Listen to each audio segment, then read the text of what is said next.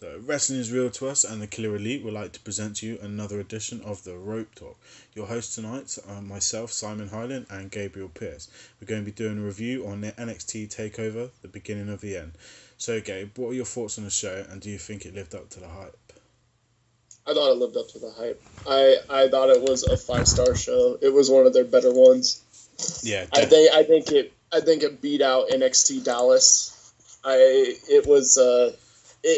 It impressed. Yeah, it had everything, didn't it? Yeah. It did. It had from top to bottom, the whole card to me it was just a star-studded card.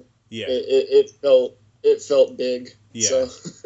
Yeah, for me it was definitely probably one of the better pay-per-views of the year in general from WWE altogether.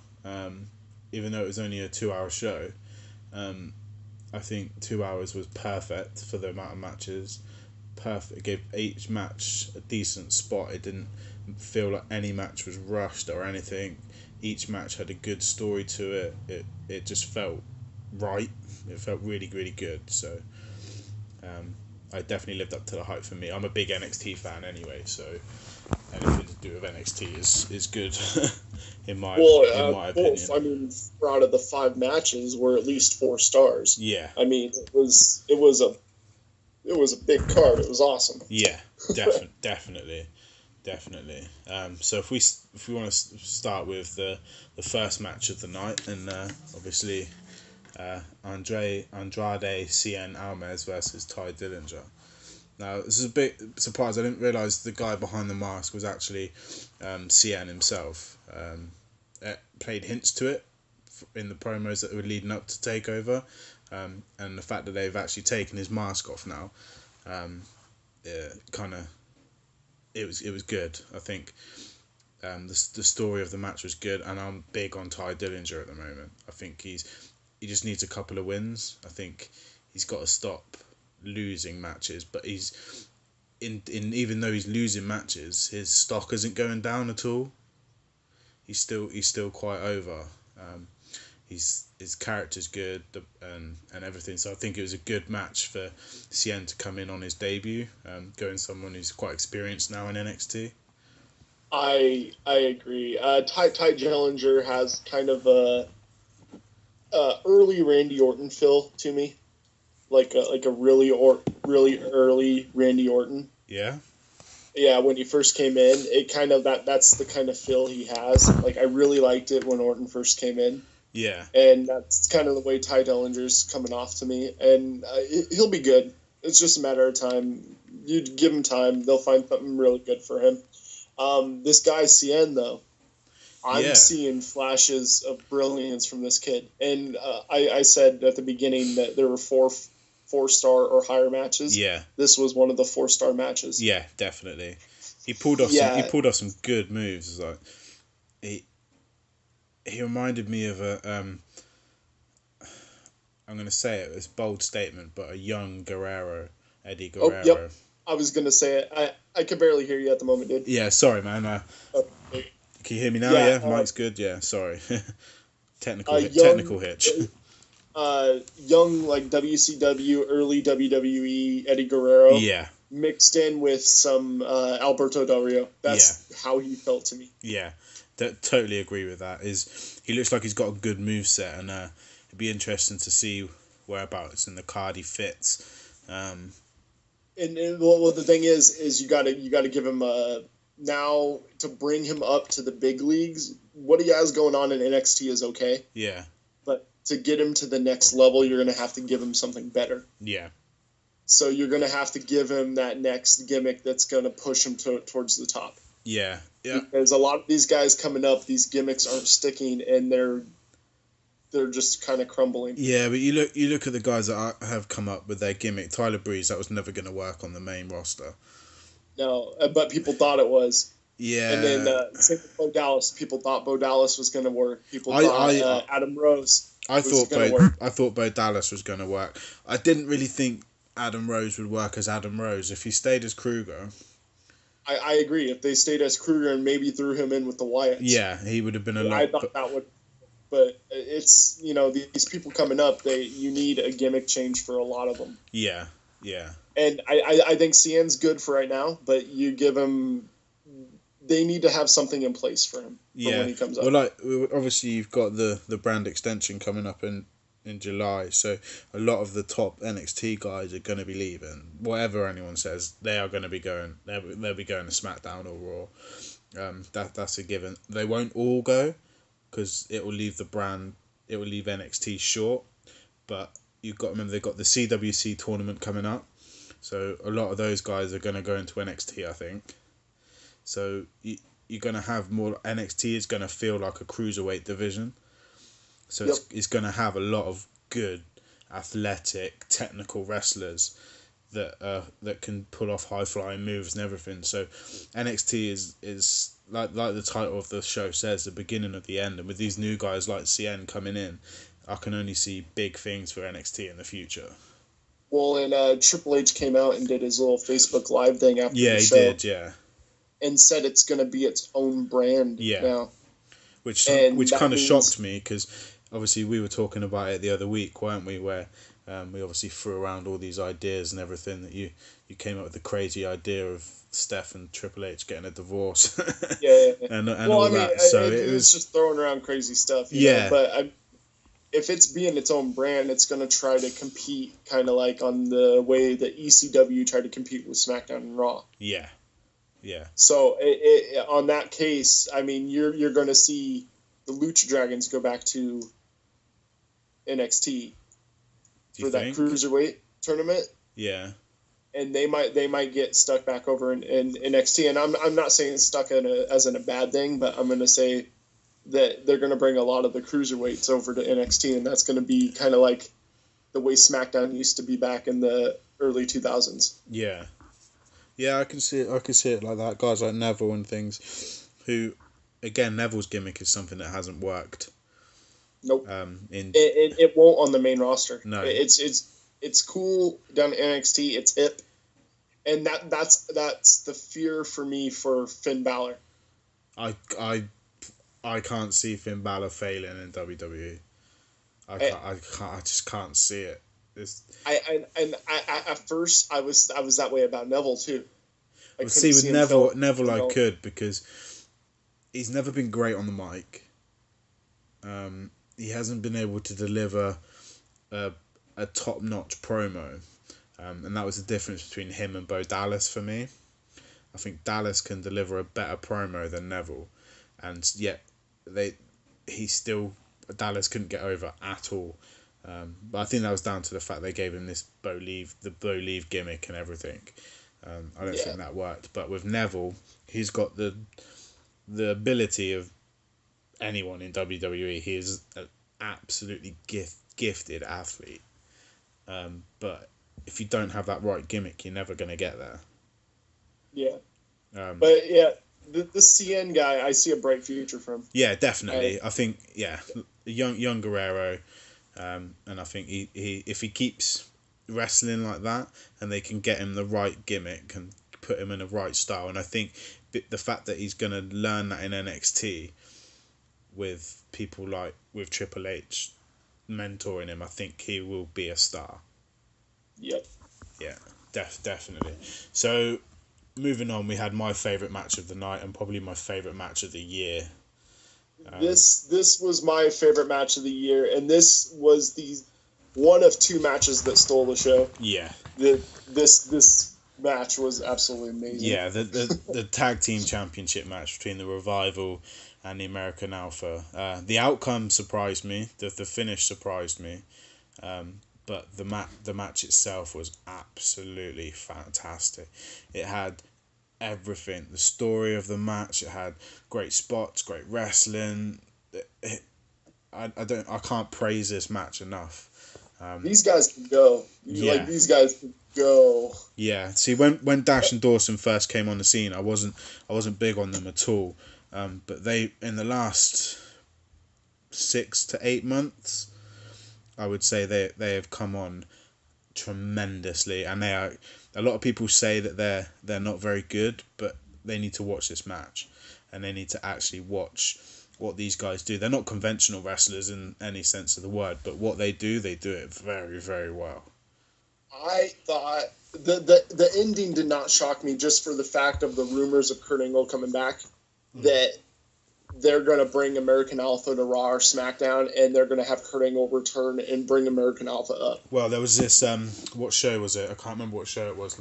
The other day. It was the PFW thing, and he brought back his WWE thing. Not just his WWE thing, but his copyrighted WWE theme. Yes. So that makes me think that he signed some sort of thing where he's coming back, and he's going to bring these two up, and if he's not going to be a wrestler, he's going to be a manager for these guys. There was a spot in the match as well where Gable and Jordan had both double Dash angle. and Dawson had the double angle lock on them. Yeah. So the outcome did not shock me. And they're bringing American Alpha to Raw or SmackDown. Yeah. And these two teams can go. Yeah. With the New Day, Enzo and Cass. I mean, all those guys up on the main roster. Yeah, definitely. I don't think the Revival will get the call, though. Not yet. Because Revival won't get the call yet. I think something's missing with them. And I think what they wanted to do with them was kind of what TNA did with James Storm and that little James Gang thing that they had going on. Yeah. I think they wanted to do that with James Storm in the Revival, but James Storm took off to TNA. Yeah, I could see that, yeah. So I think that kind of ruined their plans for the Revival, and so they're just kind of scrapping for them now. Yeah, I can see what you mean. They do. I don't know. I really like them. This match turned me. I wasn't that big on them before this, but I can the finish was spectacular. Yeah, definitely. Awesome finish. And then obviously at the end. Yeah, we had these two big Samoans. Now, these guys looked like they were like Umaga's brothers. Yeah, they were huge. They were absolutely huge, and they're all in their combat gear, and they just came out and they absolutely decimated Jordan and Gable. It wasn't just like a beating; it was a beat down. They literally got destroyed, and then after that, they were stood there, and Paul Ellering came out, and I have to admit I marked out. Yeah, I kind of freaked out for a second too. Yeah. And I know exactly who he is because I've been watching wrestling for a long time, so I knew exactly who it was. It kind of pissed me off that the crowd was chanting, "Who are you?" That kind of pissed me off. You got to look. There's a lot of new wrestling fans that obviously are into NXT now, because obviously with it being a home based in Florida. Yeah. So you've got a lot of, if you look around, there's a lot of young guys in there that like 17-year-olds. Yeah, and everything. that aren't gonna know who Paul Ellering is. So I can kind of get they were like that, but if he'd done that on SmackDown, he would have got a massive pop. Or if he'd done that on Raw, he would have got a massive pop because the demographic is slightly different. So I can kind of see why he didn't get the pop that is expected. But now people are gonna know who he is. I think it's gonna be big things for these two guys. It should be fun to watch. Definitely, and especially if they go straight after the Revival. Yep. So I think that'd be an awesome match. Obviously, we haven't seen these two guys wrestle. We know they can beat down. So it'd be interesting to see what they can actually do in the ring. I could see them being in a few squash matches for a few weeks, obviously. Before they get... Yeah, take out like the Hype Bros or something. Yeah, take out the Hype Bros. Maybe Ciampa and... what's his name? Gargano. Tommaso Ciampa and Gargano, yeah. Oh yeah. Maybe take out them guys as well. But yeah, big things I can see for that, and it obviously unleashes a new thing on the tag division as well. Then we had another 4-star match with Shinsuke and Austin Aries. Yes, this to me was I loved everything about this match except for the winner. Yeah, as much I as I thought love Aries. as much as I love Yeah. Shinsuke, I think Austin Aries could have done with the win more. Because I think he should be the one challenging for the title. Yeah. Because they're not going to have Naka challenge for the title. Do you not think? I don't think they're going to have him face Joe because all rumors are they're having him face Finn. Yeah, there's room facing Finn at Takeover in Brooklyn, So that means who's taking on Joe? That leaves Austin Aries. That means the loser of that match is taking on the champion. That makes no sense. Yeah, it doesn't make any sense. You got to remember, there's also a couple of other guys. Bobby Roode made his debut. Over here in the UK, at Download Festival last week. But this match was absolutely just this match had everything again. I don't know what words I can use to describe them. Like when Nakamura came in, I wasn't big on him. Obviously, I knew the things that he'd done, and I wasn't big on him. You know that because obviously we spoke about it before. I was a bit worried, but this match turned me more to ways of thinking, and obviously sitting there and analysing the match a little bit more, you can kind of see that he's not just kicks and he's not just elbows and he's not just small suplexes and all the rest of it. He can sell a move, he can go that like brainbuster style move that Austin Aries hit Nakamura with on the apron. That was just nasty. Yeah, it was nasty. That looked painful, but the way Nakamura sold that as well, it was perfect. So, in the long run, I think definitely my opinion of Nakamura has changed. So yeah, I'm definitely looking forward to see what happens. Aries. I've been a fan of Aries since he came in TNA. That's when I was a big fan of TNA. Is when he first came in. Yeah, I loved what Aries did in TNA. Yeah, so like I knew he could put on a match like this, and I knew after watching Nakamura versus Sami Zayn that this was going to be good. Yeah. But yeah, I wish the win would have went to Aries or had some kind of like double pin where they pinned each other or something. But yeah, it was overall to me this was a 5-star match. It was a 5-star match. Definitely a 5-star match. We had the NXT Women's Championship match as well. I was a bit disappointed with this. This, to me, was the only one that was below a 4-star. This was like a 2-star match to me. Yeah, it had a big hype to it, and I was kind of leaning towards the way of Nia Jax winning. I didn't think they would genuinely take the title off Asuka realistically straight away, but with obviously that was before the extension and everything else. So I honestly did not see Asuka losing it because they needed the rematch between Bayley and Asuka. Yeah, Bayley's not really injured though, is she? She was injured. Was she really injured? Yeah, she was really injured, and but she's good to go at the next one. I thought it was a work. They have to hold off. Yeah, I thought it was a work. That's why. But I was leading towards Jax, but Jax did good, but I'm not a fan of Asuka. I don't like her style. I don't like the way she wrestles. To me, she's the worst women's wrestler on the roster. And that's saying something because Eva Marie's on the roster. Oh yeah, no, she's better than Eva Marie. Not in my eyes. I don't see it. I don't like her wrestling style. Like I'd rather watch Eva Marie wrestle than Asuka. That's just my own personal. I love Asuka's entrance. Yeah. I love her aneurysms with her face. But don't you think Asuka's style and her movesets, I don't like them. Don't you think her style is similar to Nakamura's though? No, I don't even think it's relatively close.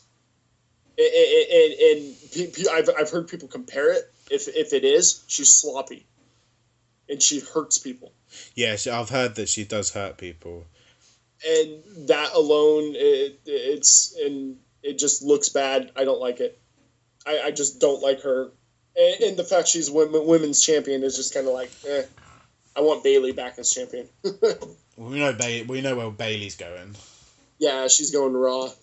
Yeah, and unfortunately for NXT, there isn't really a future in the women's division there for me at the moment. I don't. Not at the They need a big signing. Maybe Velvet Sky. So obviously, she's meant to be coming to WWE, isn't she? That's rumor, Velvet Sky. There's also a few on the in the indie circuit. Yeah, it needs a big influx of decent talent. They've got young women talent that will be ready in maybe 2 or 3 years, but nothing that's really ready now. Like I think Peyton Royce will be ready in a few years, maybe 2 years. She's come on a lot in the last year, but I don't think there's anybody really there that's Carmella. But again, she's probably going to get the call to go with Cass when he goes solo. Yeah. So yeah, Jax might be down there for a while. So Jax will be down there for a while, and Yeah. I'm guessing Asuka's going to be down there for a little while because she has to learn how to wrestle without hurting people. So you're gonna have those two rival for probably quite some time. yeah. Jax will take over. I think Jax will be there for the longer haul than Asuka, just because of Asuka's name and who she is and what she's done over in Japan. She's obviously quite a big name. Yep. So yeah, it was okay. It wasn't. It was an average women's match. Yeah, definitely. And then we had the cage match, and again, you'll probably disagree with me, but I think this let me down as well. This did let me down only because I wanted to see a coup de grace off the top of the steel cage. It probably would have killed Joe if he'd hit it. He probably would have killed his legs if he wouldn't have hit it. But Yeah. But I wanted to see something bigger than a top rope muscle buster. Yeah. They already did that, so Yeah, do that shit off the top of the cage. I thought Then come out. Joe didn't go full fucking angry man on Balor, which is what I wanted him to do. It wasn't It was okay. It was okay. Yeah. I mean, there's a lot of steel cage spots where they threw each other into the cage, and that's what you wanted to see is them use the cage. Yeah. Because it's the first ever cage match. I think I would have been happier with a more dominant Joe performance, just because the fact that obviously he's moving forward as the face of NXT. Yeah. Balor's obviously gonna go join the club at some point, and I don't think you can make Balor look weak at this point. No, I mean he's the longest reigning NXT champion in history. So his stock isn't going anywhere. So I think they could have made Joe put on a bit more of an aggressive finish, aggressive win. I don't know how they could have done that, but it needed something more. Yeah. They needed to make it end in a tap out, not a pin. Yeah. They needed to make him tap out to that rear chokehold. Yeah. Definitely think that needed to happen. So, where do you see NXT going now? Then, obviously, do you see a majority? Obviously, we spoke about it earlier in the podcast, but do you see a lot, like you say, a lot of the guys from the Cruiserweight Challenge and everything else coming into NXT, or do you see an influx of indie stars, or where do you see it going now? Well, you got a couple new guys that are going to be coming in. You got this guy Moose from Ring of Honor. Yeah. He's coming in. Roderick Strong's coming in. You have I'm pretty sure a bunch of cruiserweights from TNA is going to be coming in because that's about to fall hard. Well, yeah, especially with SmackDown going live. I think that's so going to I mean, tear you're going to out. see NXT grow from all the talent that's going to be available. Yeah. And you never know where some of these other promotions are going to end up, and you never know what WWE is going to make deal-wise with other promotions, because WWE back in the day had a deal with AAA Wrestling in Mexico Yeah. to bring up cruiserweights and other people like that. And when they did, and AAA Wrestling works with Lucha Underground, so it's a high possibility you can see some of the Lucha Underground wrestlers come over and fight one or two matches in NXT. Yeah. Okay. Yeah. I can see So that. like a Ricochet, or people know him as Prince Puma over Yeah. there, or Angelico. I know you haven't watched much Lucha Underground. Yeah. No. It's one I'm thing I gonna need to send do you more of. links to this guy Angelico. This Yeah. dude can fly. This dude Okay. is the craziest person I've ever seen. I mean, there's people in Lucha Underground that that show puts WWE to shame, and like these guys could come over to NXT and just put on a show for NXT fans. But I think WWE won't let them do what they do. Well, they don't really bleed a whole lot, so it's just flipping moves pretty much. True. Like flipping over the top rope, just running and flipping over to the top rope. It's a lot of that type of stuff. Okay. So it's Yeah. the type of stuff he still does, but on Yeah. a massive scale.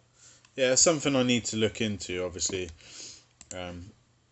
But yeah, so I mean, I can see WWE working some kind of deal with other promotions where they're bringing in cruiserweights to do classics like the Cruiserweight Classic, or other wrestlers for just a couple matches to do like some dream match scenarios.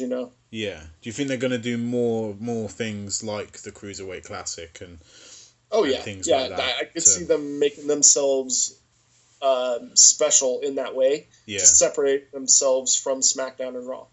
Yeah. Because all the rumors, and we're going to do our own podcast about the brand split, but all the rumors aside is we're going to have 2 world titles that look identical, just one's blue, one's red. We're going to have 2 tag titles, one blue, one red. There's going to be 24 pay-per-views a year. Yeah, I've heard that. Yeah, you're going to have AJ Styles and John Cena on SmackDown and Rollins and Reigns on Raw. So it's going to be an even split for SmackDown and Raw. Okay. Yeah, like everything I'm reading is it's going to be an even split. And so NXT is going to have to separate themselves from what those 2 shows are doing. Yeah, which obviously they've already started to do that though. I think because recently, especially in the last 6 months, the wrestling alone, set aside all the backstage and everything else, but the single wrestling alone, apart from a couple of matches, has been 10 times better on NXT. I think there's only been maybe 4 or 5 matches that I can pick out on the main roster that have been better than some of the matches on NXT, and then I would agree to that. so I think they're already starting to separate themselves with NXT as being a wrestling show. But the thing is, now that most of the people are up on the main roster that put on those great shows, now NXT is left with all those people are no longer on those shows. Yeah. So now they're going to have to continue to put on those type of matches with newer talents. Well, they've obviously Bobby Roode now. Yeah, but the thing is Bobby Roode.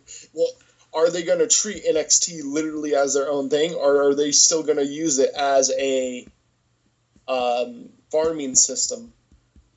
I don't think it will be used as a farming system as much as it has been. They'll still take the big stars. I think like Bobby Roode, Samoa Joe. Samoa Joe won't be in NXT for much longer. I give him till Survivor Series. I can't see him staying down there for a long period of time. He's too big a name, and I think some of the indie guys that you mentioned, their names aren't quite as big with majority of WWE fans.